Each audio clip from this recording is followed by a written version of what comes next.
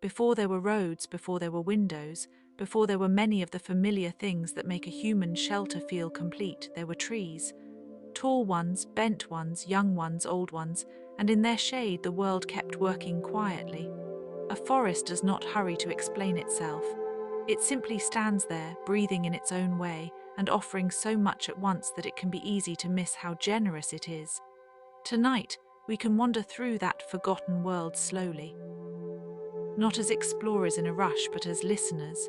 We can notice how forests help us in obvious ways and in the softer ways too, in the way they cool the air, in the way they hold water, in the way their roots keep soil from slipping away, in the way a person can walk under leaves and feel, even for a little while, that the world has become more gentle.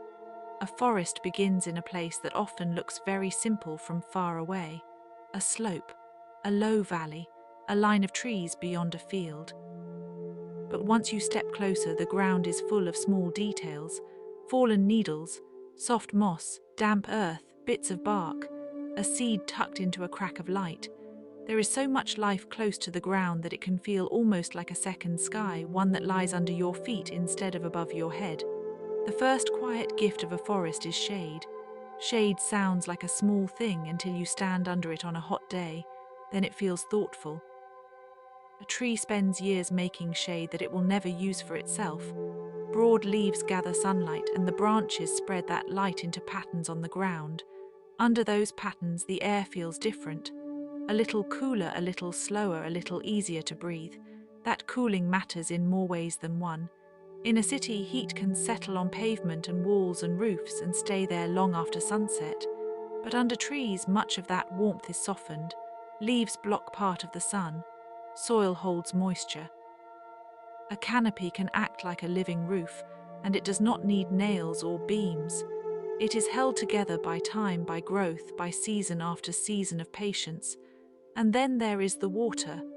Forests are deeply connected to rain, even when the sky looks far away from the ground. When rain falls onto a forest, it does not always strike hard earth and rush off immediately. It lands on leaves first, on branches, on layers of fallen material, on a floor that is often spongy and forgiving. Some of the water drips down slowly. Some is caught for a while. Some is taken in by roots. Some sinks into the ground where it can move more calmly through the soil. This is one of the quiet wonders of forests. They help water linger. They help it seep. They help it arrive where it is needed without always racing away. In a place with trees, streams can be steadier. The ground can hold moisture longer. After a storm, the forest does not simply end the rain. It continues to work with it, absorbing, filtering, delaying, and sharing. If you have ever walked in woodland after a rainfall, you may know the feeling. The air carries a clean scent, earthy and green. Drops gather on the tips of leaves and let go one by one. A branch might tilt under the weight of water and then spring back with a soft rebound. The whole place feels like it is listening to the weather rather than resisting it. Forests also help the soil itself. Soil can seem plain from a distance, just brown ground under everything else. But soil is not empty. It is living material, full of tiny transformations. Leaves fall, twigs break down, fungi and insects and microbes take part in the slow turning of old things into new nourishment. In a forest, this cycle is constant. Nothing remains untouched for long, and that is part of the beauty of it. The roots matter here. Roots are often hidden, and perhaps that is why they are easy to overlook. Yet they are working all the time. They anchor trees against wind. They reach for water. They weave through earth and hold it together. On slopes, this is especially important. Without roots, a hillside might loosen after heavy rain. The ground could wash away more easily. But with roots spread through it, the soil becomes steadier, more secure. There is something comforting in that image, even beyond the practical fact. A forest is not only a collection of trunks. It is a living net, an underground conversation, a web of hold and support. Each tree stands alone, and yet no tree stands entirely alone. The ground itself is part of the arrangement, and the arrangement is older than most of the words we use to describe it. Sometimes when people speak of forests, they speak of them as if they are separate from human life, as if forests are only for scenery or for distance. But for a very long time, forests shaped how people lived every day. They offered wood, certainly, for homes, tools, boats, fences, and fires. They offered food too, in the form of nuts, berries, mushrooms, sap, and game. But even before those uses, forests changed the air and the water and the local climate around them. They made settlements more possible. They softened harshness. A village near a forest might have had a very different rhythm from a village on open plain. The forest could supply fuel in the cold months. It could provide branches for repairs, bark for baskets, leaves for animals, and cover from wind. It also gave a sense of edge, of boundary. Beyond the last field there were trees. Beyond the trees, perhaps a deeper wood. Beyond that, older ground that had not yet been fully named. Even now, forests can influence the weather nearby. Not in a magical way, but in a very real one. Trees release moisture through their leaves. This can contribute to humidity and, over larger regions, can help shape patterns of cloud and rain. In some places, forests are linked to the movement of water far beyond the trees themselves. They participate in the larger breathing of the land. It is easy to imagine the forest as still because from a distance it seems so, but stillness is not the same as inactivity. A sleeping room can be still. A tide can be still before it turns. A forest is full of small motions that do not call attention to themselves. A leaf trembles, a bird shifts, a seed falls, a beetle makes its way under bark, a fox passes through in the dusk, a fungus spreads under the surface in lines that no one sees. There is a kind of humility in this. The forest does not need applause. It does not perform its usefulness. It simply continues. And the air, of course, is one of the reasons forests matter so much. Trees take in carbon dioxide as they grow. They store carbon in trunks, branches, roots, and soil. This is one reason forests are part of the larger balance of the planet. They are not the only part, and they are not a complete answer to every environmental problem, but they do matter greatly. A mature forest is not a static decoration. It is a long working system. When people plant trees, they often imagine the visible part first, the leaves and the shape. But the roots are just as important. The hidden half is where some of the real patience lives. A seedling can look fragile above ground, while below ground it is beginning its long negotiation with earth and water. Over time, roots deepen, spread, and find their place. The tree becomes less like a visitor and more like a resident. In an old forest, time can feel almost layered. Some trees are young, some are middle-aged, if that word can be borrowed for trees. Some have stood through storms that have long been forgotten by people. A fallen trunk may lie on the ground, softening into the soil, while new saplings grow nearby in the opening left by its passing. The forest keeps changing, but not in a way that feels hurried. It is change with pauses, change with patience, change that allows room for many stages of life at once. That is one reason old-growth forests feel special to people. They are not only filled with large trees, they are filled with continuity. They contain large branches overhead, smaller stems beneath, moss on logs, fungi in damp places, and light arriving in slanted beams.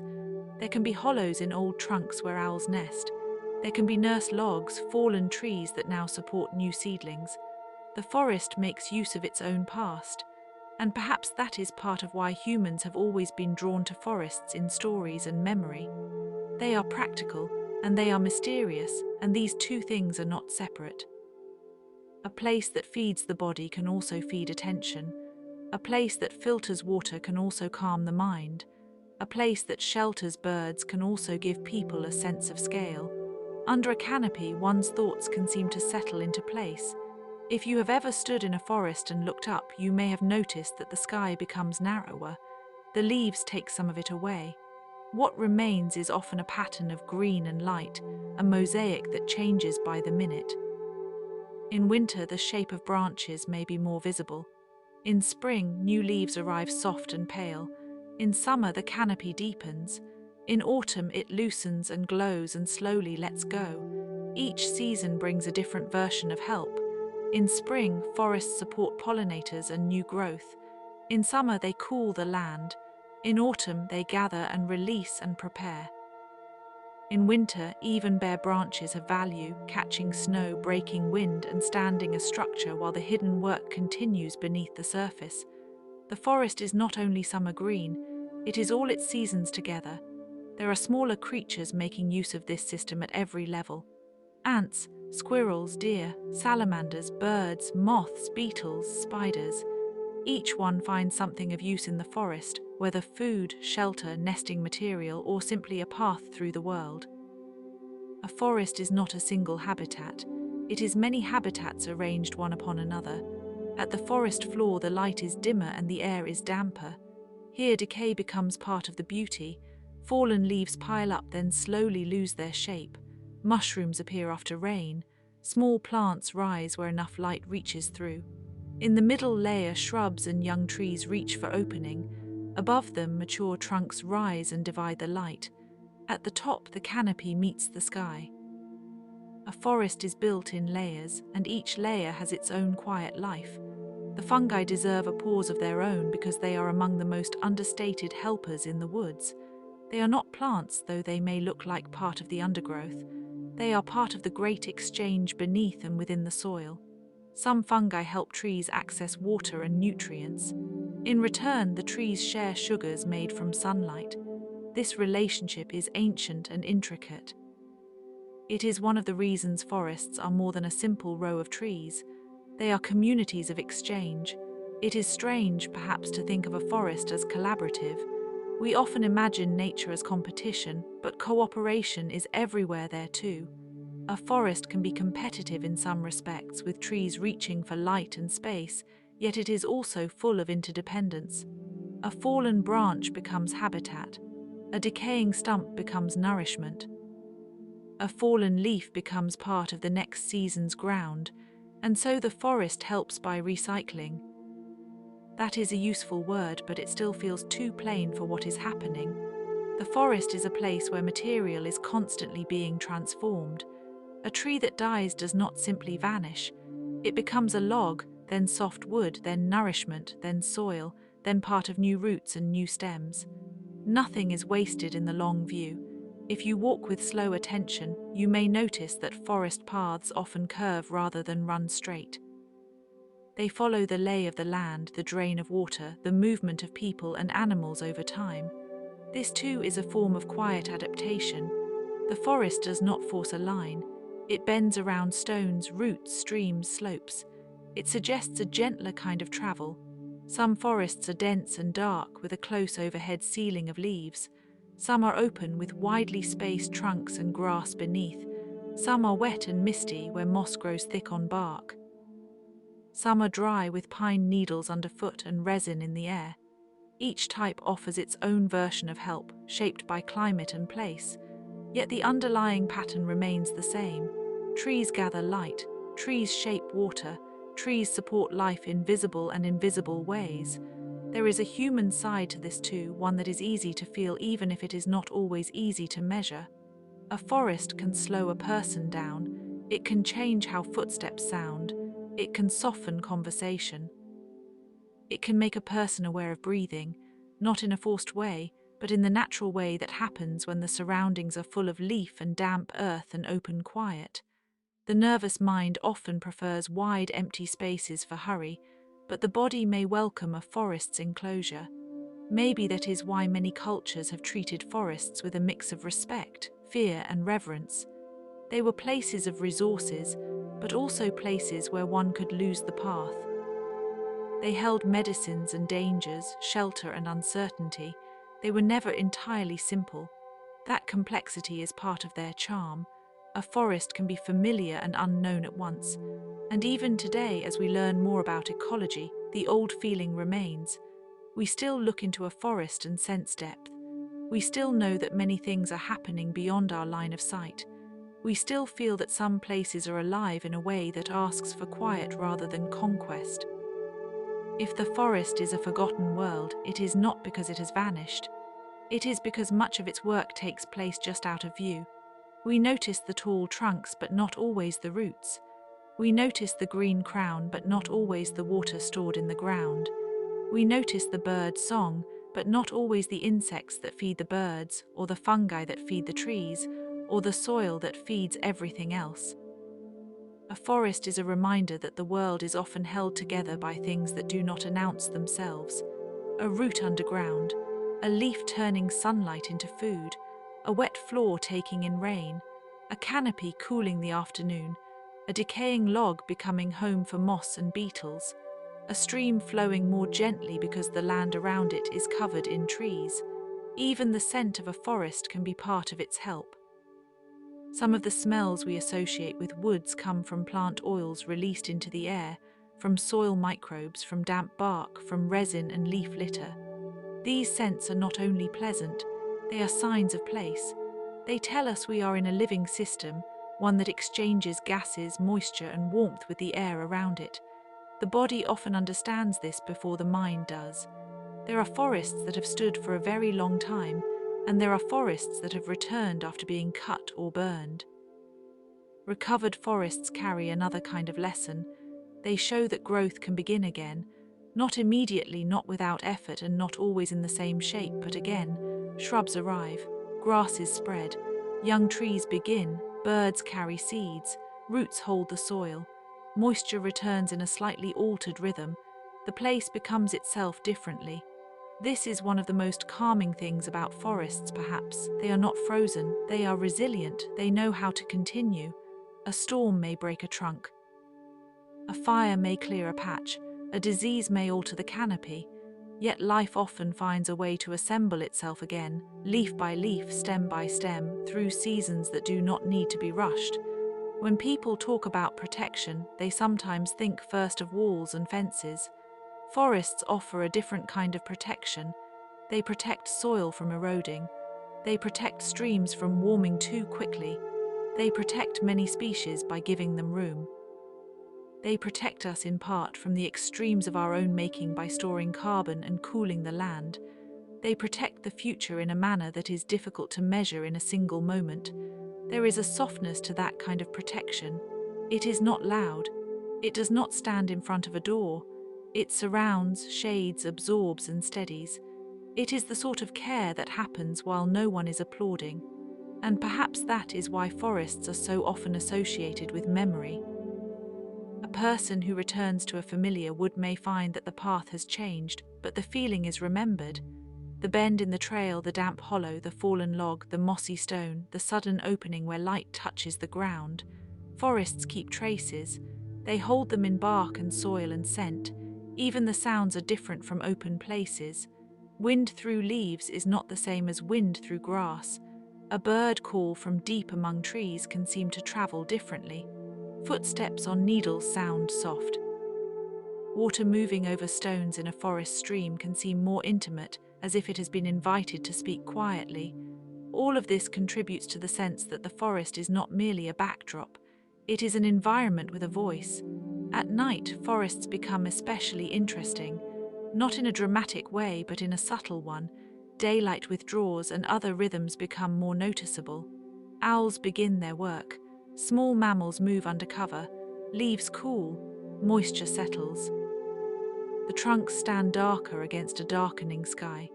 Even in the absence of human sight, the forest remains full of activity. It simply belongs to other senses. The nighttime forest can also remind us that shade is not emptiness. In a wooded place after dusk, the ground is not blank. It is layered with life, with pathways, with hidden waiting. That kind of quiet can be reassuring. It suggests that what we cannot easily see is not necessarily absent. Often it is simply working softly. Forests help us with imagination too. This may sound less concrete, but it is not. Human minds do not stay healthy on utility alone. We need places that allow us to wonder, to slow down, to feel scale, to notice detail. Forests supply that in abundance. A knot in bark can look like a face. A shaft of light can seem almost architectural. A fern frond can unfold like a small history of itself. The ordinary becomes noticeable again. There is also a practical comfort in knowing that forests are among the planet's oldest large systems of support. They are not perfect, and they are not invulnerable, but they are reliable in a very broad sense when given the chance. They remind us that living systems are often strongest when they are diverse, layered, and left room to breathe. If you were to stand at the edge of a forest and listen without moving, you might hear a surprising amount: wind in the upper branches, a distant woodpecker, the hush of leaves brushing together, a soft crack from a branch settling, perhaps water somewhere nearby, perhaps the tiny sound of insects going about their evening work. The forest does not need to be loud to be full. And so, when we ask how forests help us, the answer unfolds slowly. They cool us, shelter us, and guide water through the land. They store carbon and support air. They hold soil in place. They provide homes for countless creatures. They recycle nutrients. They shape weather in their own region. They soften the harsh edges of heat and wind. They give us wood and fruit and medicine and shade. They also give us something less measurable, a sense of depth, continuity, and belonging within a living world. The curious thing is that forests do this while remaining, in one sense, modest. They do not ask to be noticed for every service they perform. A tree grows, and in growing it does many things at once. It is a vertical act, a generous act, a slow act. It is easy to admire the height and miss the usefulness, or to admire the usefulness and miss the beauty. In a forest, these things are the same. A trunk is not just a trunk. It is a history of rain and light. A root is not just a root. It is a quiet bargain with the ground. A canopy is not just leaves. It is a climate, a habitat, a sheltering ceiling, a place where birds and insects and air currents meet. The forest is both near and deep, both visible and hidden. If we stay a little longer in this quiet place, we may notice how the forest teaches a gentle kind of attention. It asks us to slow our eyes, to look down as well as up, to notice the small plants at the edge of the path, the fungi on a fallen branch, the light on wet bark, the movement of clouds through gaps in the leaves. This attention is not effortful. It can feel restful, even restorative. There are many places in the world where forests once covered much more land than they do now. Some have been reduced, some have been fragmented, some have been carefully protected, some are being restored. These facts matter, but tonight we can hold them softly. The important thing is that forests are not merely memories. They are living systems that still breathe, still help, still offer.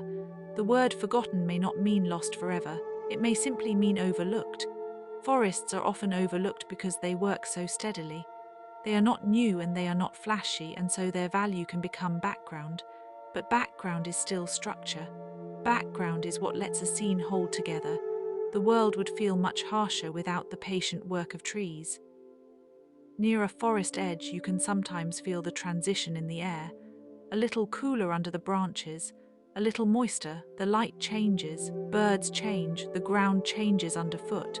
Edges like this are where many things meet: field and wood, human and wild, sun and shade. The forest does not erase the edge, it makes it livable. Perhaps that is one of the best ways to think of forests, as places that make livable spaces.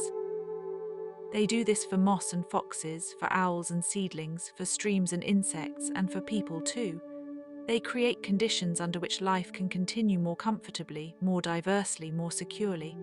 As we move deeper into this quiet topic, there is always another small wonder to notice: how pine needles hold a little water after rain, how mushrooms appear briefly and then are gone, how a fallen leaf curls as it dries, how bark can be furrowed like old cloth, how a forest can seem almost black at distance and yet contains so many colors up close: brown, green, silver, amber, pale gold, charcoal, soft blue shadows.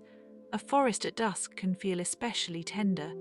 The last light reaches the upper branches, then the middle ones, then only the trunks, then only a few bright points on wet leaves. Birds settle. The air cools. The scent of earth grows stronger. In the darkening, the forest does not disappear. It becomes more inward. And perhaps that is a useful thought to carry towards sleep. That many good things in the world happen quietly. That support can be hidden. That a place can be full of life without being loud. That roots can hold even when we cannot see them. That water can linger. That shade can comfort. That time, given enough of it, can build whole worlds. Forests are like that. They gather years. They gather rain. They gather leaves. They gather birdsong and wind and patient decay. They gather the small work of living things and turn it into shelter. They are not forgotten because they have failed us. They are forgotten because they have helped us so often and so steadily that we stopped noticing the scale of their care. So if tonight your thoughts feel scattered, you might imagine a trail under tall trees. Not a dramatic trail, just a simple one. Soft ground beneath your feet, light resting on bark, a stream nearby moving around stones. Moss on a shaded log, the great quiet machinery of roots and leaves and soil doing its gentle work. The forest does not need to hurry. It has always known how to wait for rain, how to catch sunlight, how to hold the earth in place. It has always known how to make room for life, and in that patient way it continues to help us, one leaf, one root, one cool breath of air at a time. And now, as the path grows dimmer, we can let the trees remain where they are, standing in the dark, keeping watch over soil and water and air. The wind moves lightly through them, and the leaves answer in a soft, familiar rustle. Nothing needs to be solved tonight. Nothing needs to be rushed. The forest will continue its quiet work, and we can rest inside the thought of it, breathing slowly as the world settles and settles and settles a little more. Even now, while we rest, forests are still doing so much without any need for applause. They are breathing in carbon that would otherwise linger in the air. They are releasing oxygen. They are shading the ground so that moisture lasts a little longer. They are slowing rain so that it has time to become stream water instead of flood water. They are making homes for birds that travel by stars, for beetles that live beneath bark, for fungi that thread through darkness, for tiny creatures whose names are unknown to most people, though their lives matter all the same. It is easy to speak of a forest as one thing, but of course it is many things at once. It is trunks and canopies, yes, but also understory and leaf litter, roots and hollows, fallen branches and standing deadwood, light shafts and shadows, seeds and spores, and the hush of animals moving unseen. A forest is not only the trees you can count, it is also the life between them. It is the spaces they make possible. In many places, the oldest forests have become rare enough that they feel almost like memories of the earth. A traveller entering one may notice that the trees are not arranged like the rows of an orchard or the order of a city street. They are shaped by storms and slopes and decades of competition and cooperation. Some trunks lean because of old light patterns. Some roots rise above the soil like quiet knots. Some branches grow low and wide, having once reached for a clearing that no longer exists. Every tree bears a record of weather, injury, and survival. There is something ancient in that record. Trees can outlive empires. They can stand through borders being drawn and redrawn. They can witness roads turning to dust and dust becoming roads again. A tree in a forest may grow slowly enough that its childhood lasts longer than the lifetimes of many animals. In some places, a grove of trees can seem like a meeting of elders, each one carrying a different season in its rings. Long before modern science named the water cycle, people watched forests and sensed that they belonged to larger rhythms. Rain fell on leaves, streams gathered in valleys, mist lingered in the mornings. In some old stories, forests were thought to be places where the world's hidden forces lived more closely to the surface. Sacred groves were tended with care in many ancient cultures because people understood in their own way that certain stands of trees helped protect springs, animals, and communities. A grove could be a shrine, a refuge, a boundary, or a promise. In ancient Greece, many woods were associated with nymphs and spirits. In Celtic traditions, trees often held deep symbolic meaning, and groves could mark places of ceremony or memory. In parts of India, sacred trees were preserved beside temples and villages, not only for reverence but because a living tree offers shade, fruit, medicine, and a sense of continuity. Many such traditions did not separate practical value from spiritual value. They were woven together like roots under dark soil, and perhaps that is wise. A forest can be useful and mysterious at the same time. It can hold food and fiber and also stories. It can preserve a watershed and also a legend. It can shelter a village and inspire a hymn, People have always lived near forests while also imagining them as thresholds, as if crossing beneath the branches meant entering another order of time. In a forest, the ordinary can feel slightly enchanted. A beam of light through mist can seem like instruction from the sky. A fox slipping between trunks can appear almost ceremonial in its quietness. Of course, forests have also been feared. In older times, dense woods were often places where roads were lost and where the changed and unfamiliar sounds moved in the dark. Before maps were reliable, a forest could feel like a living uncertainty. That fear is not unreasonable. Thick woods can hide cliffs, swamps, predators, and endless turns, but fear and reverence often grow beside one another. The same place that seems dangerous may also seem sacred. The same darkness that conceals may also protect. Many myths understand this balance. In fairy tales, the forest is often where someone gets lost and then changed. A child wanders in and meets a house of bread, or a wise animal, or a sleeper under roots. A hunter follows a deer into a deeper world. A tired queen enters the woods and emerges with a different fate. These stories may not be about botany exactly, but they are about the human feeling of entering a place that does not belong entirely to us. Forests remind us that not everything exists for our convenience. They ask for humility, which is a quiet and useful lesson. Some forests seem to have their own seasons inside the seasons. In spring, the floor may be mottled with flowers before the canopy closes. In summer, the shade deepens and the air turns green with moisture and scent. In autumn, leaves fall in layers so slowly that the ground seems to grow its own bright skin. In winter, bare branches reveal the old architecture of the woods. Even then, the forest is not empty. It is merely speaking in a smaller voice. A robin on a branch, a woodpecker tapping bark, snow collecting on moss, a fox's track crossing a frozen path before dawn.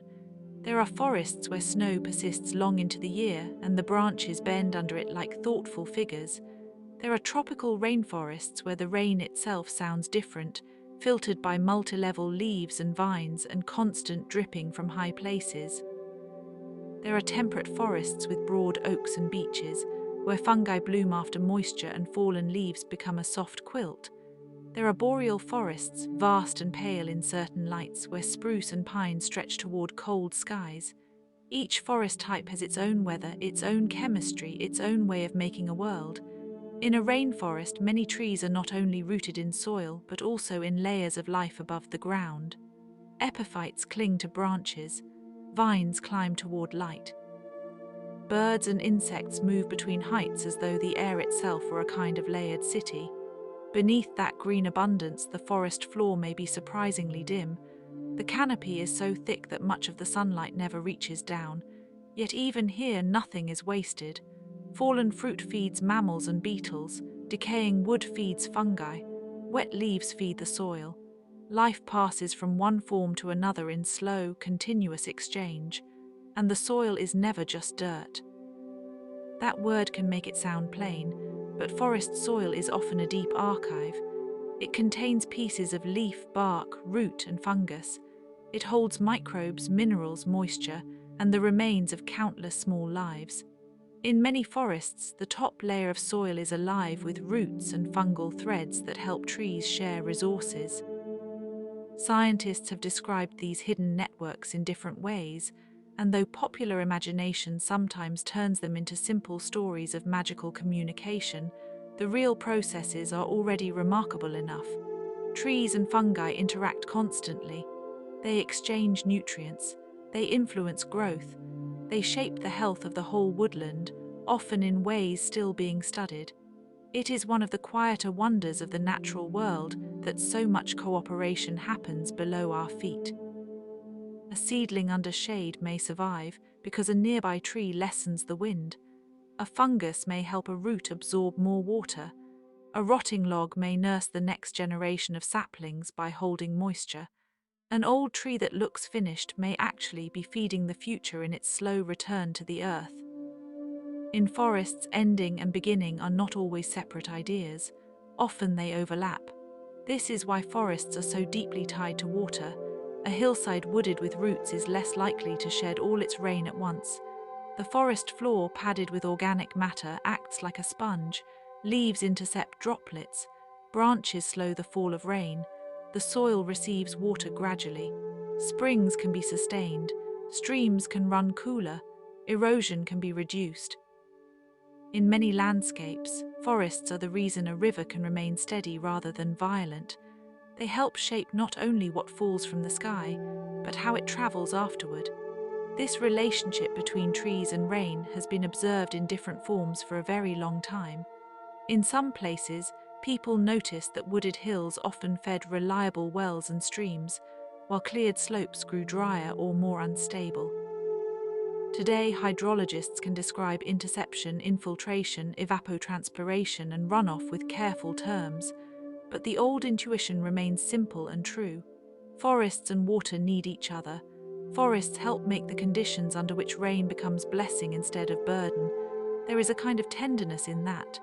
Rain arrives from far away, from clouds shaped by distant seas and currents. Trees receive it. Leaves hold it briefly. Bark channels it.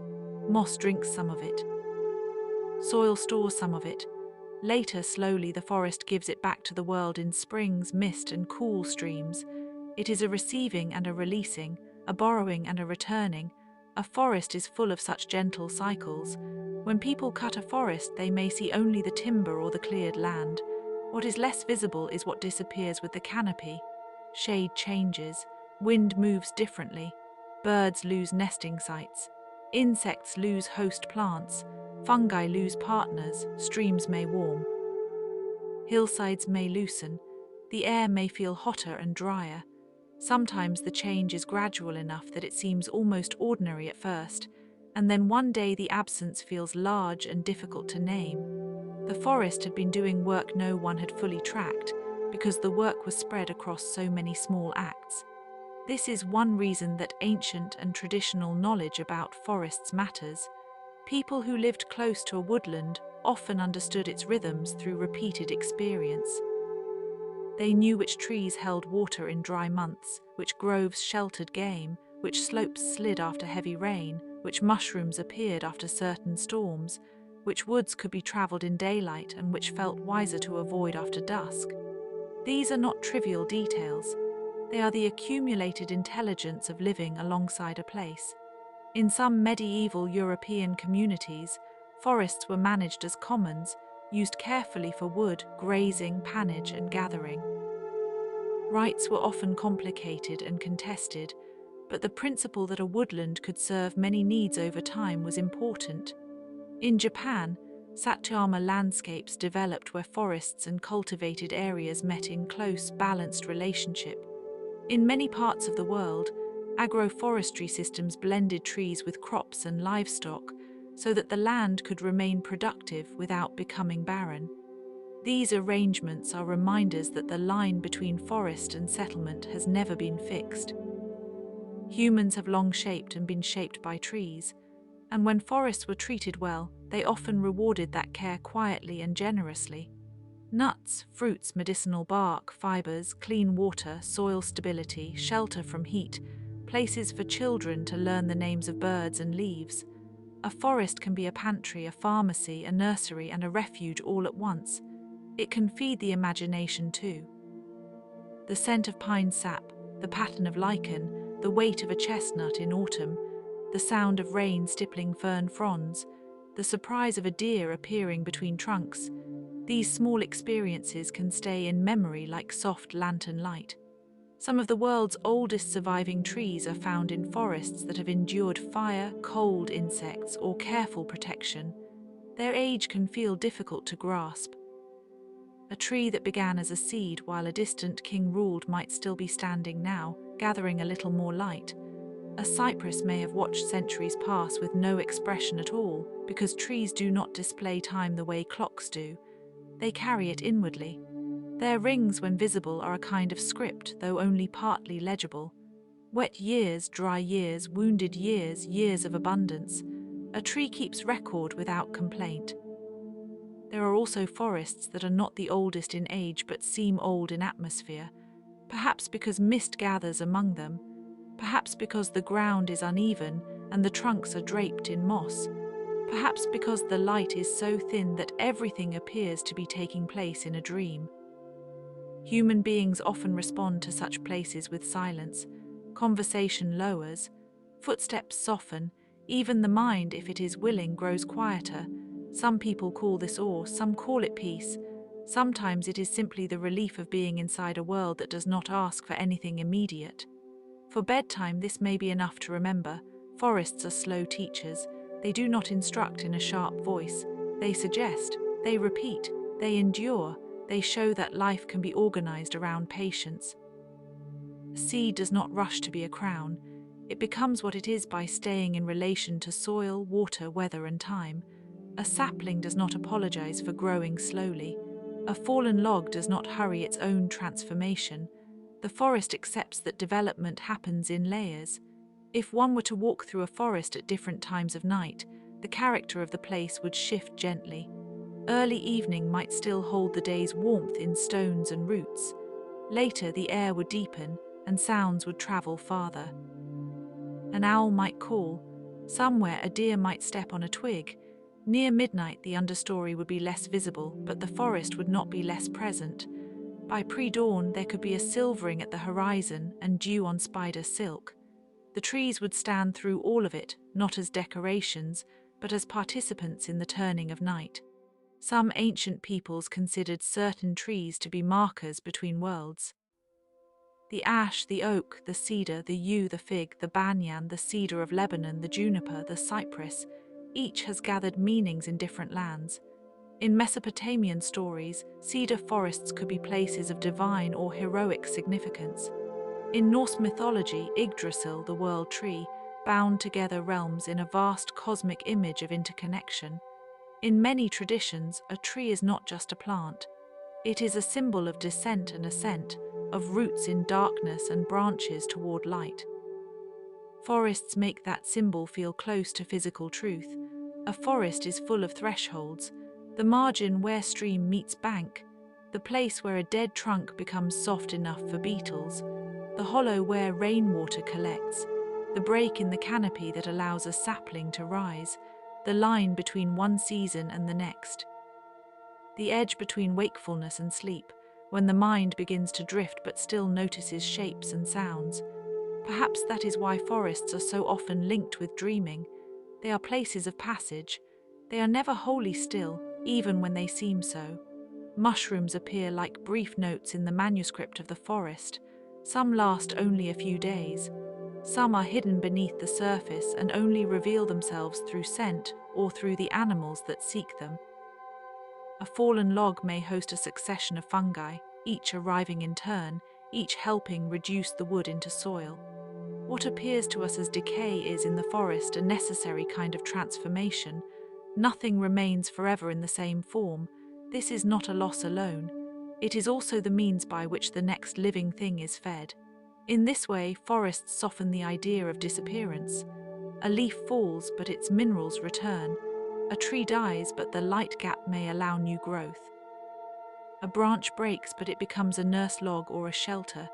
Even fire in some forests can be part of renewal, though the balance is delicate and the scale of modern fires can be devastating when climate and land use have shifted beyond historic patterns.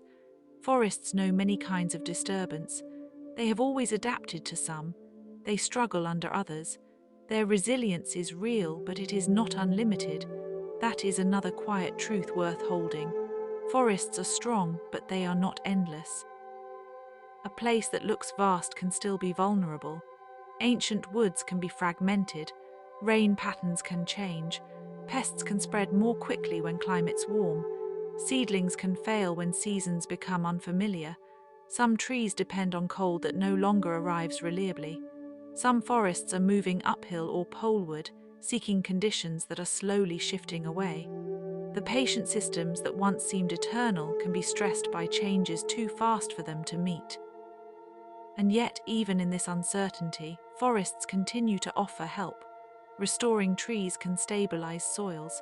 Protecting woodland around rivers can improve water quality. Allowing natural regeneration can revive habitats. Creating connected corridors can let animals move between fragments of forest. Small efforts, repeated over years, matter more than they may appear to in the moment. A sapling is easy to ignore, a young grove is easy to underestimate. But time is generous to living things when they are given room. It can be comforting to imagine that somewhere at this very moment, rain is falling softly through a canopy. A beetle is working beneath a piece of bark. A fern is unrolling its frond. A squirrel is storing seeds in a hollow. A stream is carrying cold water over pebbles.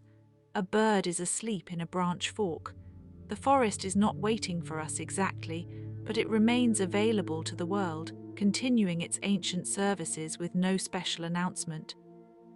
And perhaps that is why so many people return to woods when they need to think or grieve or recover from noise. A forest does not solve human troubles, but it can make room for them. It can quiet the edges. It can offer scale. In a city or a room, a worry may feel like the whole horizon. In a forest, the horizon is made of trunks, and beyond them more trunks, and beyond them more distance still. The world becomes layered again. Problems do not vanish, but they are given neighbors. There is an oldness to that kind of perspective. Ancient travelers, monks, herbalists, hunters, poets, and wanderers all knew in different ways that trees change the mind. The rhythm of walking under branches can slow thought into a more bearable pace.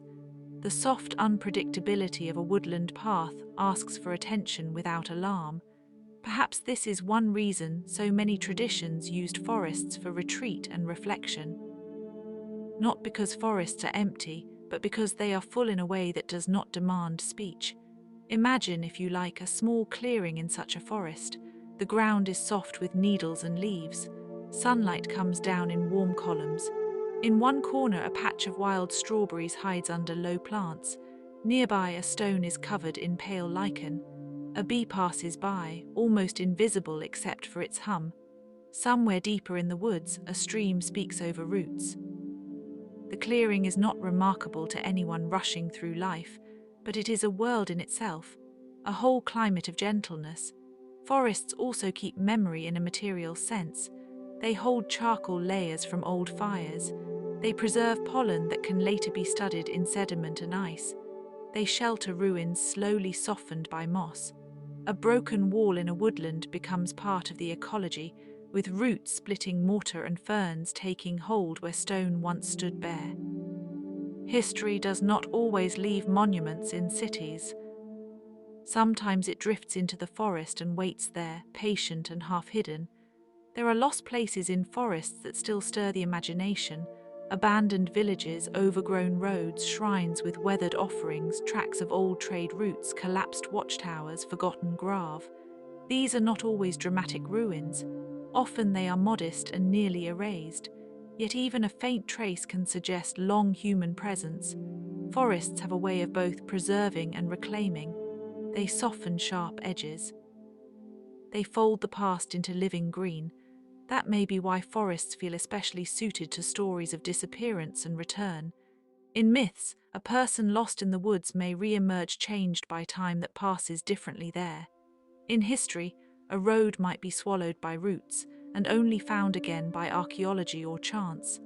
In life, a place once cleared for farming may slowly become woodland if left alone long enough. The forest is always negotiating with what has been left behind. And so, as the night deepens, it is gentle to think of forests not as distant wilderness only, but as companions in the broad work of keeping the planet habitable. They help regulate climate. They influence clouds and local rainfall. They offer refuge to creatures large and small. They hold together hillsides and riverbanks. They supply materials, medicines, and foods. They inspire myths because they are already full of meaning. Their value is practical, ecological, spiritual, and emotional all at once. To say this simply, forests are generous, not in a loud way, not like a gift wrapped in bright paper, more like a well that continues to offer water, more like shade appearing exactly where heat is strongest, more like a root finding purchase in difficult soil, more like a canopy taking the harsh edge off wind and sun. Their generosity is built into their being. If you are still awake, you might picture the trunks as columns in a great and silent hall, though this hall has no roof except sky. The ceiling changes with season and weather. The floor is soft and breathing. Somewhere above, leaves are catching light even in darkness, because moonlight too can belong to a forest. The air carries the memory of rain. The branches sway with such little movement that it is almost thought rather than motion. And if you are nearly asleep, perhaps that is enough. Let the forest be what it is, a keeper of water, a gatherer of light, a place where old roots hold steady beneath unseen soil, a place where ancient stories and modern science meet in their shared attention to life, a place that continues quietly to help us all. Rest now with that image. The trees remain, the rain will come and go, the leaves will open and fall, the soil will receive and return. The forest will continue its slow and faithful labor, one season after another, one breath after another, as the dark becomes gentle around you and the world, for a little while grows still. And in that stillness, there is room to notice how much of a forest's work happens out of sight. The roots do not ask to be admired. The fungi beneath the soil do not announce themselves. The slow exchange of sugars, minerals, and water continues in a kind of hidden conversation, one that began long before any of us learned to name it. A forest is not only a collection of trees standing beside one another. It is also a web, a sharing, a network of relations so old and intricate that it can feel almost like a living thought. Some scientists describe this underground life as a vast system of exchange, with fungal threads linking roots in ways that may help one tree draw upon another tree's success, or warn neighboring plants of insect pressure, or move nutrients through the soil after a disturbance. It is easy to imagine a forest as a crowd of individual trunks, but it may be closer to a community of households joined by quiet roads beneath the earth. Nothing about it needs to be hurried. The system has had many thousands of years to become patient. That patience shows itself in the way forests recover. After a storm, after fire, after logging, after long neglect, a forest may begin again in stages that seem almost modest from the outside. First, there is light where there was shade. Then there are grasses, shrubs, pioneer trees, mosses, seedlings. Birds return to perch on thin branches. Insects arrive with the first flowers. The soil, once exposed, starts once more to gather its cover. Life does not always return as it was before. Sometimes it returns differently. But it returns, and this too is part of the forest's wisdom. Across human history, people have watched this and tried to understand it through stories. In some old traditions, forests are places where spirits dwell, where ancestors are near, where trees may be older than memory itself. In other traditions, particular groves were considered sacred, not because they were distant from human life, but because they were woven into it. A grove might be the site of a council, a prayer, a burial, a vow. To stand among trees could feel like entering a place where time moved with a different rhythm, and where the ordinary noise of the world grew quieter. The ancient world knew forests in many forms. In parts of Europe, before broad clearances changed the land, there were immense woodlands that seemed to stretch without end. In the stories of Rome and Greece, forests often appeared as the edges of civilization, places of nymphs and hunters, of hidden springs and wandering heroes. In the old epics, a wooded path might lead to a test of courage or to a meeting with something divine and unsettling. The forest was not just scenery, it was a threshold. It marked the boundary between the known and the not yet understood. And in many places, forests still serve that symbolic purpose. They remain among the last landscapes where a person can feel slightly removed from the order of streets, schedules, and screens. The branching of limbs overhead makes a kind of living ceiling that is never perfectly still. Light enters in pieces. Sound changes. The mind, too, may begin to change. Thoughts that were sharp and crowded can soften into wider shapes. Some people find that even a brief walk beneath trees seems to ease the sense of being divided from the rest of life. That feeling may be more ancient than we realize. After all, for most of human history, people lived close to vegetation, to weather, to seasonal change, to shade and leaf fall and the smell of damp earth. Forests have fed us in quieter ways than the harvest field or the orchard, but no less deeply. Many medicines began as observations in woodland edges and thickets, where bark, leaves, roots, and resins could be tested by careful attention over generations. The willow gave clues that eventually led to aspirin. Yew trees, though handled with caution, have also played a role in modern medicine through compounds studied in later centuries. Forest plants have yielded teas, tinctures, dyes, fibers, gums, and sheltering materials. Even the habit of walking under trees has offered a kind of medicinal pause, a space in which the body may remember that it is part of a larger world. In old monasteries, gardens often existed alongside woods or wooded lands, and the keeping of herbs became a disciplined art. The monks who copied manuscripts did not only preserve theological works, they also preserved practical knowledge about plants, seasons, and remedies. In the margins of medieval texts, one sometimes finds tiny drawings of leaves, roots, birds, and beasts, as though the written page wished to remain aware of the living world outside the scriptorium. Forest knowledge moved through villages, households, markets, apothecaries, and courts. It travelled by memory before it travelled by book. Some of that knowledge remains enigmatic even now. There are trees whose uses were once known to local communities, but were never fully recorded in official histories. There are groves that supported healers, gatherers, and foragers whose names did not enter chronicles. There are rituals tied to particular woods that survive only in fragments, songs, or folk memory. In that sense, forests are archives of more than climate and pollen. They are archives of human attention, of forgotten practices, of ways of living that were intimate, specific, and often beautifully modest.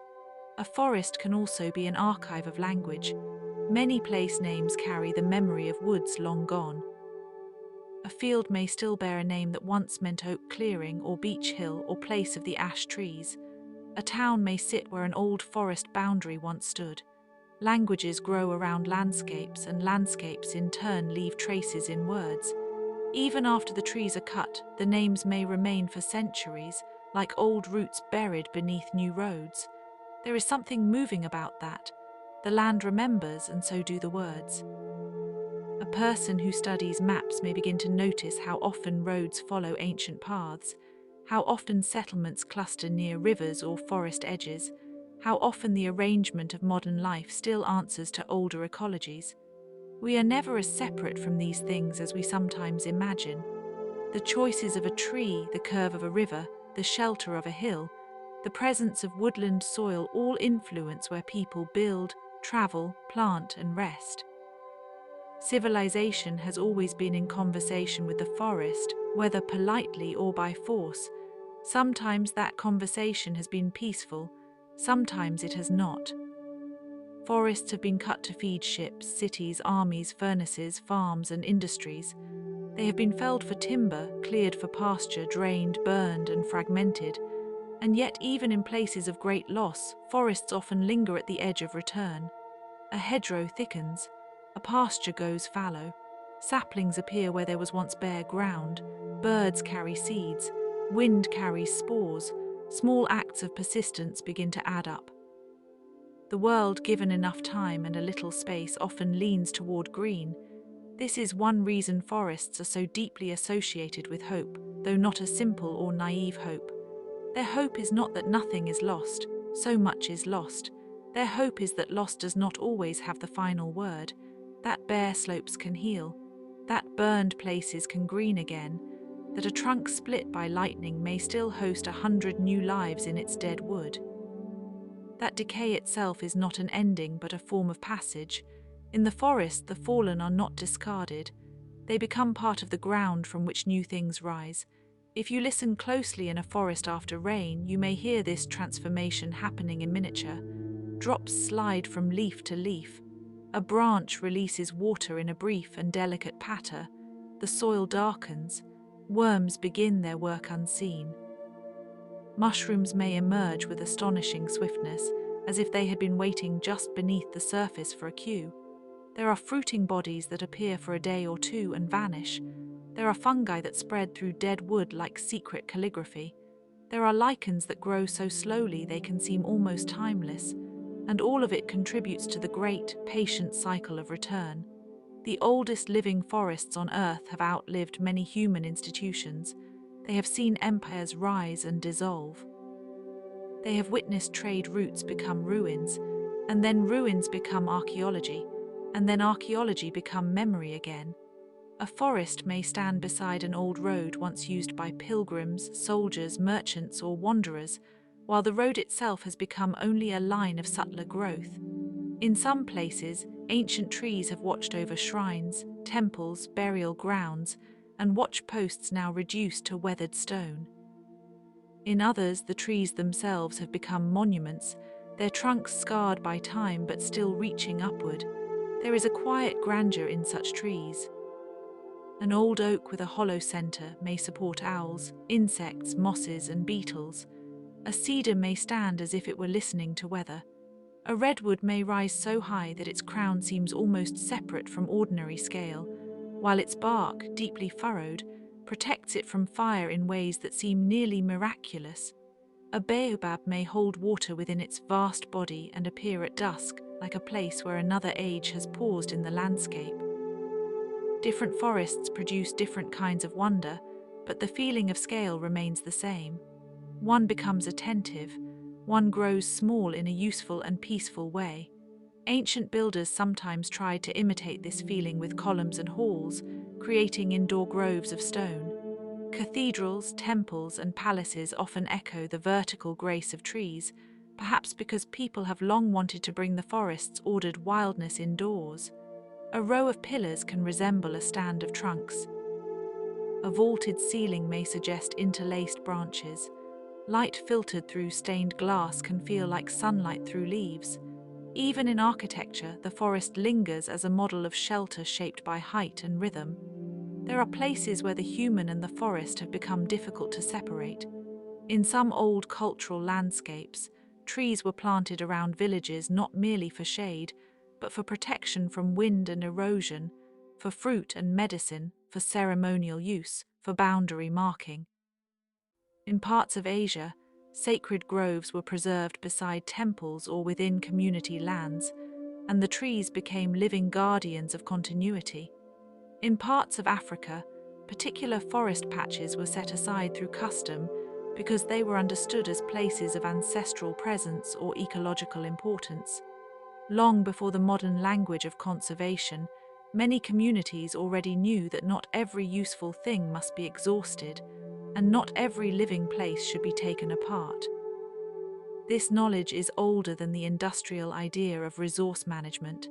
It is rooted in relationship, to take from a forest and also to leave it room to continue, to gather bark but not strip every tree, to harvest fruit but not uproot the branch that will bear again, to hunt or forage with gratitude and restraint, to understand that abundance does not come from constant refusal of limits, but from honoring them. The modern world has, at times, had to relearn this by difficult lessons. Where forests were removed too quickly, rivers grew warmer, soils washed away, and rainfall patterns shifted. Hillsides that had once held together began to slip. Streams turned muddy after storms. The loss of forest cover could mean not only fewer trees, but harsher heat, weaker habitat, less shade, less moisture, less stability. The forest had been doing many things at once, and its absence revealed how interconnected those things were. Still, the story is not only one of absence, it is also one of care. Reforestation projects, community forestry, protected reserves, seed banks, land restoration, and indigenous stewardship all show that people can work with forests rather than only against them. Sometimes restoration is carried out on a grand scale. Sometimes it is small and local, planting a row of native trees near a school, allowing a riparian strip to regrow, protecting a wet woodland from drainage, or simply leaving a patch of land to recover. Such acts may seem modest, but forests themselves are built of modest things repeated over centuries. A seed is modest, a leaf is modest, A root hair, a mycorrhizal filament, a nest hidden in a branch, a droplet caught on moss, a crack in bark where a beetle begins its work, all of these are modest. Yet together they create a world able to support birdsong, rainfall, cooling shade, and the deep, slow breathing of the land. There is also the matter of sound. Forests have their own acoustics, and they change with season and hour. In spring there may be more birdsong, more high and bright calls. In summer the leaves can create a dense hush that absorbs distant noise. In autumn the forest often becomes more open, with footsteps moving through fallen leaves in a soft, whispering layer. In winter, branches can become stark and resonant, and even the simplest sound may travel clearly. A forest after snow has a particular stillness, as though the world has put on a soft covering and paused to listen. Many people remember forests through sound before sight: the tapping of woodpeckers, the hush of rain, the sudden rustle of an unseen animal, the creak of trunks in wind, the crack of a branch underfoot, the tiny, almost invisible sounds of insects in leaf litter. These noises are not dramatic, but they build a sense of presence. They remind us that quiet is rarely empty. It is full of small lives going about their work. There are nights when the forest is more audible than visible. Then owls call from dark branches, frogs gather near waterlogged edges, bats trace their silent routes through the air, moths move toward lamp glow or moonlight. Somewhere a fox steps carefully, somewhere else a deer pauses with head lifted, listening. The darkness in a forest is not necessarily fearsome. It can be enveloping, attentive, and deeply alive. Many people standing in such darkness feel the same surprise, that the world continues with such care when no one is looking. That thought has comfort in it. The roots continue their work at night. The insects continue. The water continues moving through soil and stone. The forest does not require our wakefulness in order to remain a forest. It endures through the hours when we sleep, and that endurance can feel like a blessing. Perhaps this is one reason bedtime and forests belong together so naturally. Both invite a slowing. Both suggest that not everything must be solved before rest. Both teach that life can proceed gently in the dark. As you drift toward sleep, it may be enough to imagine a path under trees leading nowhere urgent, only onward through soft leaf mold and filtered moonlight. Perhaps there is a stream nearby, moving over stones with a voice like distant thought. Perhaps the canopy above is stitched with stars. Perhaps the soil below is rich with unseen exchange, while the air above is cool and clean. Some forests are ancient in a way that feels almost beyond history. They have survived volcanic ash, glacial retreat, long droughts, changes in sea level, the migrations of animals, and the arrivals of people. They have seen mammals appear, disappear, and return in new forms. They have persisted through climate swings more severe than many contemporary minds can easily imagine. Yet they are also vulnerable, because every generation's choices affect the next. A forest may endure for centuries and still be altered in a few years by clearing, fragmentation, pollution, disease, or warming. Their long memory is not the same as invulnerability. And so forests ask for something simple and difficult: attention stretched over time. Not only admiration in a moment, but ongoing care. Not only wonder, but restraint. Not only use, but reciprocity. The language differs from place to place, yet the principle is familiar. If we enter the forest taking only what can be renewed, leaving what can support renewal, then the forest remains more than a memory. It remains a living partner in the world. This partnership has many expressions. A village may depend on nearby woodland for rainfall and fuel. A city may depend on upstream forest for water regulation. A farm may depend on shelter belts that reduce wind and hold soil. A coastal region may depend on mangroves, which are forested wetlands, to soften storms and nurture young fish. In mountain areas, forested slopes can slow runoff and reduce erosion. Along rivers, tree roots stabilize banks and create corridors for animals. In every case, the forest's help is both local and far-reaching. Mangrove forests in particular deserve a moment of quiet appreciation because they are like the meeting places of worlds. Their roots stand in salt water, their branches in air, their mud rich with life adapted to changing tides. Crabs move among them. Juvenile fish shelter in their submerged roots. Birds visit at low tide. They are forests and estuaries together, places where the boundaries between land and sea are gently blurred. To stand among mangroves is to feel that the world has more textures than we usually notice. And then there are boreal forests, vast and northern, where conifers stand beneath cold skies and the ground can be carpeted with moss, lichen and snow. These forests store immense amounts of carbon in trees and soils, and they stretch across countries in long, quiet belts. In summer, the light may linger almost endlessly. In winter, the cold can make even silence seem crystalline. Far to the south, tropical forests rise in layered abundance, with canopy, understory, trunk, vine and root all sharing space in an intensity of life that can feel almost unbounded. Different forests, different climates, different species, yet all teaching similar lessons about interdependence and patience. There is also the forest as home to migration.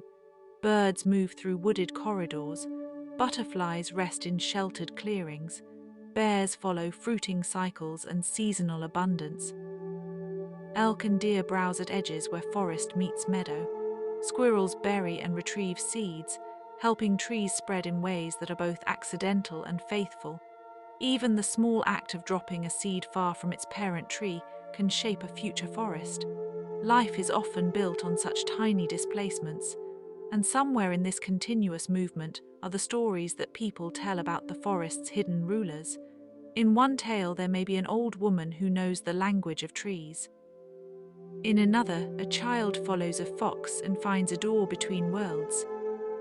In another, a forest is guarded by a spirit who is neither cruel nor kind, only ancient and exacting. These stories endure because they express a truth about attention. The forest is not indifferent in the way a wall is indifferent. It responds, it shelters, it grows around disturbance, it reveals or withholds depending on how one enters it. A person who comes recklessly may experience confusion. A person who comes quietly may notice more. That may be why so many rites of passage take place in wooded places. The forest can stand for uncertainty, testing, transformation, and return. In fairy tales, a person enters the woods and comes out changed, sometimes with a treasure, sometimes with a warning, sometimes with a grief that has become bearable. In folklore, paths split under dark branches, and the choice made there matters. In real life too, the forest can be a place where one learns to move more carefully, to observe more patiently, to accept that not all answers arrive at once. The same patience applies to the study of forests themselves. Scientists count rings in ancient trunks to learn of droughts and fire. They analyze pollen to reconstruct vanished landscapes. They monitor bird populations to understand habitat change. They examine fungi, carbon cycles, canopy dynamics, and soil chemistry. They map fragmentation and recovery. They compare old forests and young forests, protected stands and managed stands, dry forests and wet forests. The work is often quiet, incremental, and exacting. It resembles the forests it studies. Sometimes the oldest clues in a landscape are found not in grand ruins, but in subtle biological traces. A tree ring can record a year of hardship.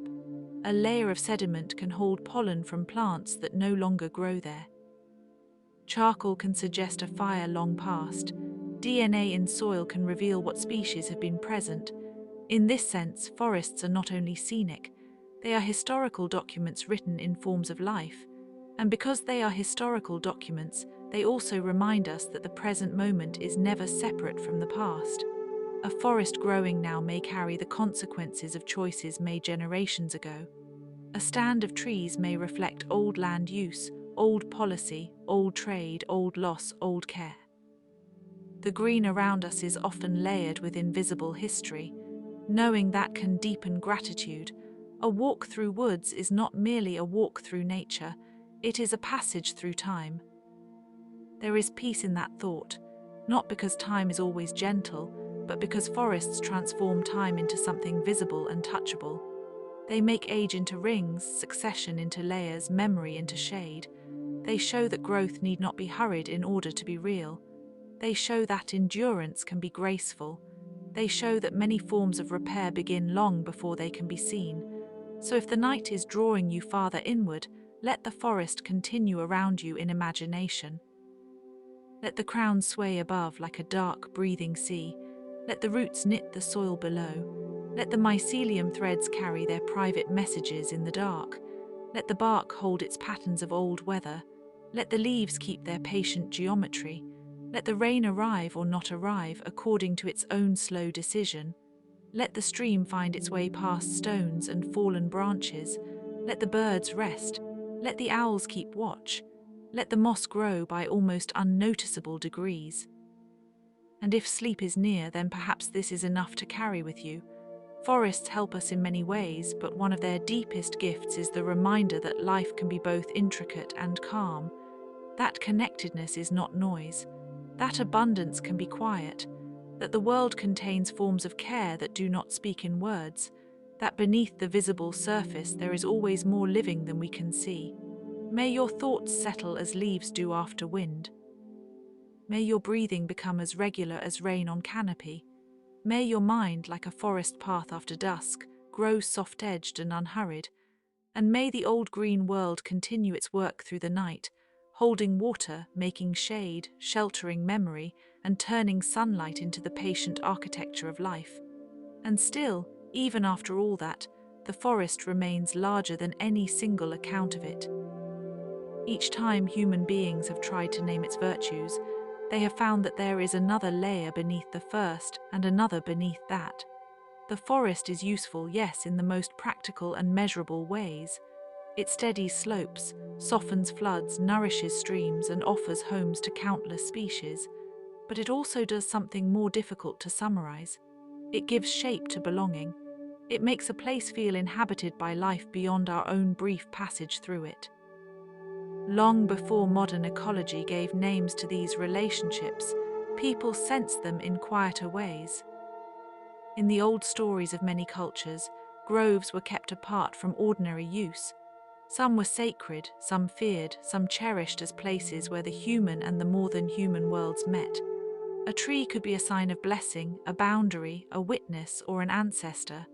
A forest might be entered with respect, as one enters a temple, not because the trees were made by human hands, but because they seem to hold an order older than human speech. It is a very old intuition, and perhaps a very enduring one, that life becomes more intelligible when we move slowly among living things. There are ancient traditions that imagine the world itself as rooted in a tree. In Norse mythology, the great ash Yggdrasil held together different realms of being. Its branches and roots stretched beyond the limits of ordinary vision, linking what was near with what was distant, what was visible with what was hidden. Such myths are not scientific maps, of course, but they carry a kind of truth that science can later echo in a different language. Forests really do connect worlds. They connect soil to sky. They connect water to weather. They connect the smallest organisms to the largest patterns of climate. They connect present conditions to ancient processes that have been unfolding for ages. And beneath the ground, where the light is dim and the roots wander through dark, there is a whole society of exchange and dependence. Trees do not stand alone. They share, they compete. They warn one another indirectly through chemistry and through the living web of the soil. Fungi extend their filaments through the earth, touching root after root, and in many forests these associations are so extensive that the ground seems less like inert dirt and more like a living matrix of relation. Nutrients move, signals move, decay becomes nourishment. There is a kind of generosity in this, though it is not sentimental. It is simply one of the ways life persists. The fallen become support for the living, and nothing is entirely separate from what came before. A forest floor, when you look at it closely, is a place of patient transformation. A branch drops and slowly softens, bark peels and curls, leaves gather in drifts and darken. Rain enters the litter and microbes begin their small work. Worms draw fragments downward. Fungi claim what they can. Beetles, larvae, and countless tiny creatures continue the cycle. What looked like waste is understood from the forest's perspective as a change of form. This too can be a comfort in a world where so much seems to vanish too quickly. Forests teach that disappearance is not always an ending. Sometimes it is a continuation in a quieter register. The same is true of water. In a forest, water is rarely merely passing through. It is detained, slowed, stored, released, and guided. Raindrops are caught on leaves, then on branches, then on moss, then in the deep, spongy reaches of soil. Some of the water evaporates again, some seeps downward, some is taken up by roots and moved into stems and leaves. Some become stream flow, but often later and more gently than it would in a cleared landscape. Forests make patience visible in hydrology. They do not stop water from moving. They shape its movement into a rhythm the land can live with. This is especially important in places where seasonal weather has long depended on the health of forests. In mountain regions, forest cover can influence how snow accumulates and melts. In tropical regions, the moisture rising from leaves and soil can help feed the clouds that later return as rain. A forest is not only under the weather, it helps make weather. Even the air above a forest is not entirely separate from the forest itself. The canopy breathes, the land exhales. The atmosphere receives this exchange and carries it onward. That invisible commerce is part of why forests can feel so expansive. They reach beyond their borders without moving at all. There is something almost celestial in the way a forest can seem to make its own climate. Under a closed canopy, the air is often cooler and more humid. Sunlight arrives in fragments, as if passing through a veil. The wind behaves differently above and below the treetops. Birds use this layered space with precision, each species occupying its own small realm of light and sound. In the evening, the temperature can settle more slowly beneath trees than in open ground. The forest becomes, for a time, its own modest world, a world with its own hush, a world where day and night meet at the edges of leaves. If you were to stand still in such a place, you might notice that silence in a forest is never absolute. It is alive with low sounds. A branch creaks. An insect hums. Water moves over stone. A squirrel lands and shifts its weight. Far away, a woodpecker taps at bark with a rhythm that seems both random and exact. The forest does not ask to be noisy to be inhabited. Its quiet is textured, and in that texture there is a kind of companionship. It is a restful thing to know that the world continues in soft registers even when we are still. Human settlements have often grown in relation to forests in complicated ways. People cut wood for shelter, for heat, for tools, for boats, for bridges, for paper, for charcoal. They cleared fields and built roads and opened mines, and often the forest seemed to retreat, though in truth it remained, altered and persistent, in patches and margins and protected places. Many civilizations depended on timber, and many learned too late that forests are not inexhaustible. Ancient shipbuilders needed straight trunks, palace builders needed beams, smelters needed fuel. Trade networks carried wood over long distances. In some places, the thinning of forests changed rivers, soils, and coastlines in ways that were not immediately understood. The story of civilization is, in part, the story of trees turned into architecture, tools, ships, heat, and smoke. And yet forests were never only resources. They were also frontiers of mystery. The edge of a wood could mark the beginning of the unknown. In old maps, uncharted spaces were often filled with silhouettes of trees and warnings of beasts. To go into a forest was to enter a place where roads dissolved and visibility shortened. That uncertainty gave forests a special place in stories. They were settings for trials, revelations, enchantments, and transformation. Lost children, wandering knights, exiled kings, hunters, hermits, and pilgrims all found themselves in wooded places where the ordinary rules seemed to loosen. The forest in these tales is not merely backdrop. It is an active force, one that strips away false certainty and reveals what a character is made of. Perhaps that is why forest stories feel so enduring. A person can go into the woods with one idea of themselves and emerge with another. The woods ask for attention. They reward patience. They make the familiar strange by changing the light, muffling sounds, and hiding the horizon. Even a small grove can feel like an interruption in the logic of a day. The branches overhead form a ceiling that is not quite a ceiling. The ground becomes springy, uneven, alive with roots. There are paths, but also traces of paths and pauses and side niches where something has moved off for a while and left the place to itself. Many of the world's oldest forests have witnessed things no living person will ever fully know. They have seen empires rise and vanish along distant edges.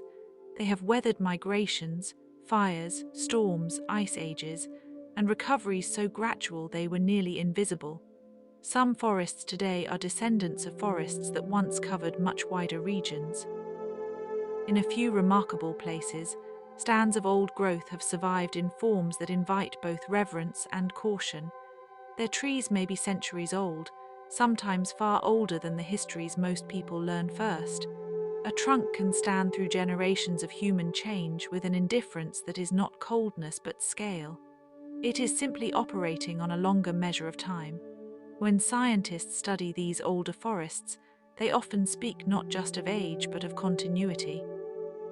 A forest that has never been entirely cleared carries relationships that have deep roots, literally and figuratively. The soils beneath such a forest may contain intricate fungal networks, accumulated nutrients, and microbial communities shaped by long coexistence. The canopy may have developed in slow layers, with gaps opening and closing through storms, falling limbs, and gradual death and regrowth. Even the pattern of light in an old forest feels different, as if the place has had time to learn its own balance. You can sometimes feel this balance in the understory, where small plants adapt to the filtered light above. Ferns arrange themselves in elegant repetitions. Seedlings wait in dim conditions for the chance to rise.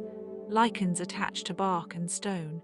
Mosses cushion fallen logs and stones with soft green. The forest is not a single level of life, but many overlapping levels, each with its own timing. The upper canopy may be exposed to storms, while the lower layers remain in half shadow, and the soil below is busy with a hidden abundance no daylight can fully show. It is one of the most remarkable things about forests that they can be both obvious and secretive at once. This layeredness has inspired not only science but art and devotion. Painters, poets, composers, and storytellers return to forests because forests seem to contain the emotional scale of human life. They can be peaceful without being empty. They can be dark without being malevolent. They can feel ancient without feeling dead. A forest in a poem may stand for refuge, mourning, memory, or the possibility of renewal. In a painting, the dappled light beneath trees can suggest grace without certainty.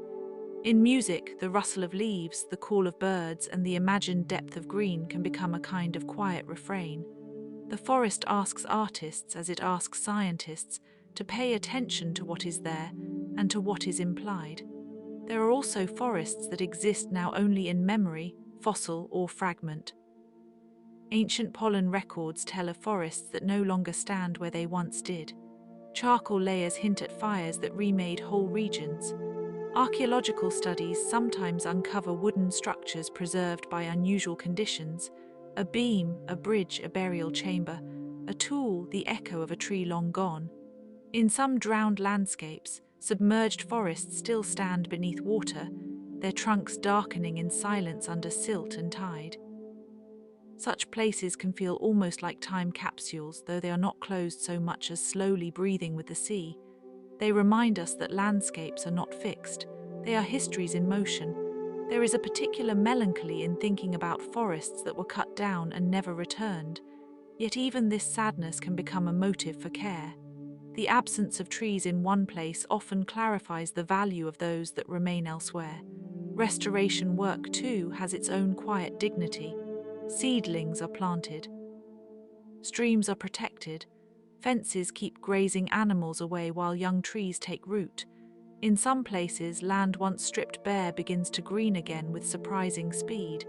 In others, recovery is slow enough that one generation may hardly see the beginning of what the next will inherit. Either way, the work is a form of trust.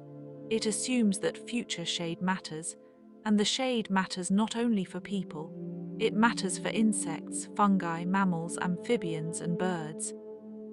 It matters for the water under roots and for the soil under moss. It matters because life often survives best not in extremes but in moderated conditions. A forest is a system of moderation, though not of monotony. Its tempers are nuanced, its shelter is variable. In one patch, a giant trunk may lean over a dark hollow. In another, a clearing opens to sun and wildflowers. In another, a fallen log becomes a nursery. In another, a stream gathers thin reflections of sky. The forest is always making room for difference. This makes forests especially important in a changing climate. As temperatures shift and weather patterns become less predictable, forests face stress from heat, drought, pests, disease, and fire. Yet they are also part of the living response. Healthy forests can buffer extremes, store carbon, and support biodiversity. They are not a perfect shield, and they are not invulnerable, but they are among the great terrestrial systems through which the Earth helps balance itself. This is one reason their protection is not merely sentimental. It is practical, urgent, and deeply connected to the stability of life as a whole. Still, there is no need to hold these facts too tightly tonight. It is enough to know that the forest is a teacher of interdependence. It shows how one thing leans on another without embarrassment. A tree leans on soil, soil on water, water on weather, weather on leaves, leaves on sunlight, sunlight on the wide workings of the atmosphere. A bird depends on insects, an insect depends on plants, a fungus depends on roots, a seed depends on the chance opening in a patch of light. Everything is in conversation, though not always in ways we can hear. That conversation has been going on for a very long time. Before written history, there were forests already shaping river systems, soils, and climates. Before the first cities, there were canopies rising over many continents. Before human language recorded them, trees had already learned their rhythms of growth, dormancy, recovery, and succession. Some species persist through disturbance by sending up new shoots. Some wait through fire. Some release seeds only under particular conditions.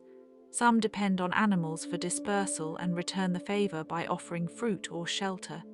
In the long chronology of forests, adaptation is not a sudden event, but an accumulated habit. A forest can thus be thought of as a library without shelves, a record without pages, an archive written in rings, spores, leaves, bark, and roots. But unlike a library in the human sense, it is not fixed in place. The books are also the readers. The record is also the process. The archive is alive. A storm revises it. A drought annotates it. A fire can erase some lines while opening space for others. This living record is one reason forests invite humility. They reveal that knowledge is not always mastery. Sometimes it is careful coexistence with complexity. There is a quiet pleasure in recognizing small wonders there. The way lichens can make stone seem lightly illuminated, the way a fungus fruiting after rain can appear almost overnight, as if the forest has briefly dreamed in visible form, the way beetles trace tiny channels through bark, the way a spider web catches mist among branches, the way a leaf, turning in autumn, keeps one last moment of brightness before it falls, the way a hollow tree becomes a refuge for owls or bats or sleeping insects, the way a fallen log slowly rises again in another shape, not by standing up but by feeding what comes next. Sometimes forest knowledge has entered human culture through practical necessity, and sometimes through wonder. Herbalists learned from bark and leaf, builders learned from grain and density, walkers learned from landmarks and seasonal change, hunters read tracks and trails. Monks, hermits, and travelers learned the difference between daylight and dusk under trees. Children learned the thrill of being small in a place that was much larger than they were. In many villages and towns near woodland, people came to know the forest as both pantry and mystery, both neighbor and boundary. It is often these intimate, everyday relationships that sustain a landscape most deeply in memory. And even now, in an age of satellite imagery and ecological modeling, the personal experience of a forest remains important. A dataset can tell us about canopy cover, a map can show fragmentation, a climate study can project future change, but one still learns something essential by standing under trees and noticing how the air feels there. One learns how light is broken, one learns how sound travels, one learns how the body settles when the pace slows. This is not a rejection of science, but a companion to it. The mind understands the forest in one way, the body understands it in another. Some people find forests most moving in rain. The trunks darken, the leaves shine, water beads on needles and tips of grass. Puddles gather at roots and reflect the underside of branches. The smell of wet earth rises, rich and slightly sweet. The whole place seems to exhale. Rain in a forest can feel less like weather arriving from elsewhere, and more like the forest remembering one of its own conditions. There is a softness in this, a sense that the world has returned to one of its more ancient conversations. For many forests, rain is not just nourishment, it is a language. And when the rain ends, if it ends, the forest keeps the evidence. It is held in the gloss of leaves, in the dampness of bark, in the darkened soil, in the beads of water on spider silk. The pathways remain muddy for a while. The stream may run fuller, ferns uncurl, mushrooms appear, frogs call from wet ground. The change is not dramatic in the way human events can be dramatic. It is subtler and perhaps more enduring. The forest does not hurry to announce that it has been watered.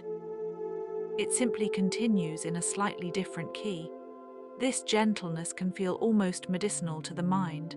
Many traditions have understood walks among trees as restorative, and modern studies often confirm that time in green spaces can reduce stress, lower attention fatigue, and support well-being. There are many reasons for this, and not all of them are fully measured.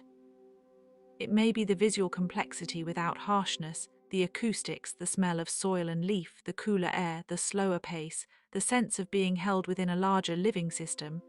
Whatever the mixture, the result is familiar to many people. The forest eases the burden of over-attention. It gives the mind something steady to rest upon. Of course, forests are not always gentle in every sense. They can be home to storms, thorns, venom, darkness, collapse, and danger. They can conceal hazards beneath beauty. They can remind a traveler of vulnerability. But even these harder truths have their place in the forest's teaching. The woods do not promise safety in the abstract. They promise relation. To enter them is to enter a world where care must be mutual and attention must be awake. It is perhaps because forests are not entirely safe that they can feel so real. They do not flatter human illusions. They ask for respect. At the same time, the very complexity that makes forests formidable also makes them resilient when given room. A healthy forest is not a static picture. It is a dynamic weave of birth, growth, decay, and regeneration. Disturbance does not always mean ending. Sometimes it clears space. Sometimes it alters composition. Sometimes it begins a new cycle that will take decades to reveal its form. After a fallen giant opens the canopy, light may reach seedlings that had been waiting for years. After a fire, certain seeds may finally germinate. After flood or wind throw, new patterns arise. The forest does not cling to one shape, it remains itself by changing. This is perhaps one of the most quietly hopeful ideas a forest offers. Continuity does not require sameness. A stand of trees may be transformed over time and still belong to the same living lineage of place. A log becomes nurse wood. A gap becomes growth. A burn becomes a renewal. A young forest, if protected and allowed to mature, can one day develop the complexity that old forests hold. The work of care, then, is not to freeze a landscape, but to give it the chance to become deeply itself. And if the thought of deep time makes the room feel a little more spacious, let it do so gently. Imagine a hill covered in trees through centuries of weather. Imagine roots penetrating layers of earth, some alive, some dead, all part of a long conversation with minerals and moisture. Imagine birds crossing the canopy in different seasons. Imagine snow settling on branches and melting into the ground. Imagine a hollow trunk sheltering bats through summer, then quieting in winter. Imagine the slow, invisible rise of humus, the patient darkening of soil, the thickening of memory underfoot. This is the kind of largeness that does not demand attention. It simply continues. Some forests are associated with particular myths of origin. In one tale, the first tree may have grown from a divine tear, a heavenly spear, a dropped seed, or a blessing placed in the earth. In another, a forest may begin with a forbidden act, a loss, a transformation from animal to human or human to tree. These myths are often less interested in botanical accuracy than in relationship. They ask what trees mean to a people, what woods conceal, what they reveal, what they preserve, and what they demand. The forest in myth is a place where boundaries shift. That shifting quality remains relevant today. Forests are edges as well as centers. They meet river, meadow, mountain, and city. They are places of contact, and contact in the ecological sense is where much of life happens. Sun and leaf meet in photosynthesis. Root and fungus meet in exchange. Rain and canopy meet in interception. Wind and branch meet in movement. Animal and fruit meet in dispersal.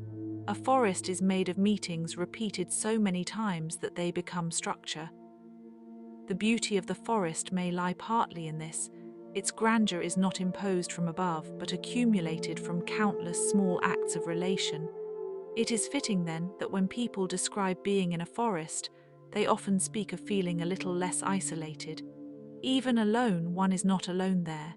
The place is inhabited at every scale, from the visible to the microscopic.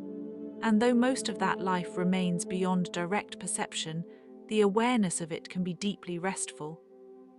A forest lets the mind soften around what it cannot fully grasp.